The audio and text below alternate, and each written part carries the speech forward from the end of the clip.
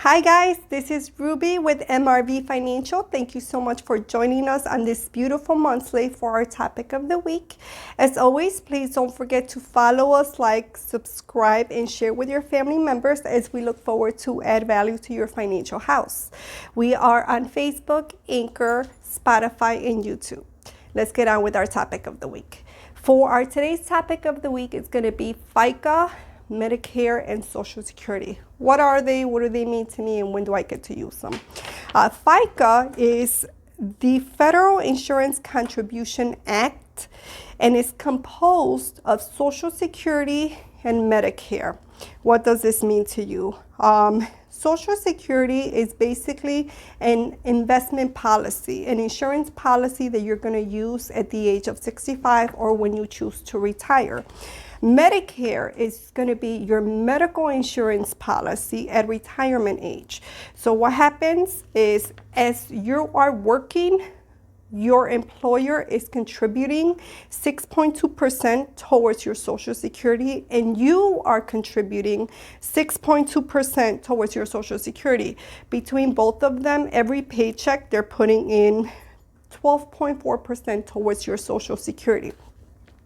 For Medicare, it's a combination of 2.9%. So you are putting 1.45%, and your employer is putting 1.45%. So let's say that you make $50 an hour. Out of that $50, let's say 6.2% is going towards your Social Security that you and your employer are contributing into. And then Medicare, 2.9% is going towards your medical insurance towards retirement.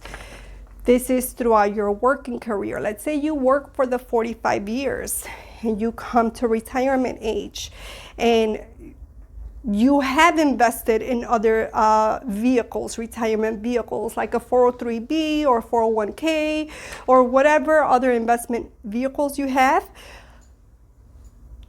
You're going to use Social Security and you're going to use the other investment vehicles as your supplemental as well. So the idea is that you grab all of your investment vehicles and then you retire comfortably. So please be sure that you understand how much money you have. The Social Security usually sends you a form every so often. It's not yearly. You can also go to the ssa.org website and download your statement, and it'll tell you how much you're going to start receiving at retirement. And if that's not enough for you, please be sure that you start to look into other investment vehicles. What happens a lot is when people come to retirement, they think that Social Security is the only source of income they should have. They've never invested in anything else. They come to retire, they realize that was not enough money for them to retire. So that is the importance of knowing what this money is doing for you. So right now, as you're working, it's being invested, usually mutual funds. I don't know, look at your specific bucket, depending on if you're a 403B or a 401k, depending on who you work for, basically. The rules may be different as far as where they're putting the investments in, but generally speaking, they all use the same stuff. They just name them differently according to the rules that they gotta follow. So schools, government employees, and private sectors and not-for-profits, they all have different rules that they gotta follow. For Medicare, when it comes down to your retirement, a lot of people also think that they don't have to pay for any medical coinsurance or deductibles. That is also not the case. When you retire, you will have a coinsurance and you will have a deductible. So please be sure that you understand as far as your health, what kind of health coverage you're gonna need. Are you gonna need a long-term care policy? You want to invest in one of those before your health gets worse. So that is pretty much the gist of Social Security and Medicare. For Medicare, the maximum is $200,000.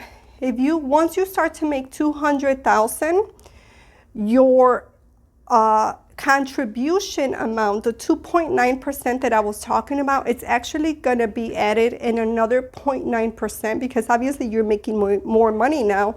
So you should be able to afford to put more into your medical insurance for later. So then it adds up 0.9%. For your Social Security though, no matter how much money you make, the top is 137,700. So even if you make 200,000, they're only going to be taking the 6.9% off of 137,000. So that's where it's very good for you to see if you should be contributing additionally into other investment vehicles, because Social Security may not be enough for you if you're used to a certain income that you're receiving. Again, things may change for you later. Very important that you sit with a financial advisor to look at your financial health and put a proper plan in place for you. But these are the two vehicles that you're going to start off when you've worked. Social Security, though, you do not have to wait until retirement to use it. If you were to come disabled and you're just not able to work, this is where the disability money comes from. A lot of people are under the misconception of disability is just there for everybody. It isn't, it's not. But this is basically where your money's gonna come from. So if you became disabled at the age of 40, well, obviously you can't work anymore. You're gonna start to use up that Social Security. And what they're gonna do, they're gonna divide that money up that you have in there and distribute it over your lifetime. So very, very good topics for you to, be aware of, how they work for you, when you get to use them. I hope this information was very helpful to you. As always, this is Ruby with MRB Financial. Thank you so much for joining us on this beautiful monthly. We hope we added value to your house. Please don't forget to like, share our social medias, and subscribe as we are putting weekly content for you. Thank you so much and have a beautiful monthly.